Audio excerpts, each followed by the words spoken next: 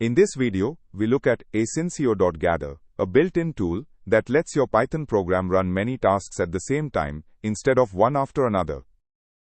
When you await a single coroutine, Python waits for it to finish before moving on.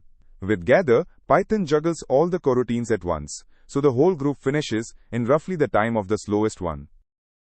We start by importing asyncio, which gives us all the tools we need to write asynchronous programs in Python. The work function is a coroutine. Notice the async def. It prints a message, pauses for a number of seconds, using asyncio.sleep to simulate a slow network call, then prints when it is done. Inside main, we call asyncio.gather and pass both work calls to it. Gather starts them together and waits until everyone has finished. We kick off the whole program with asyncio.run.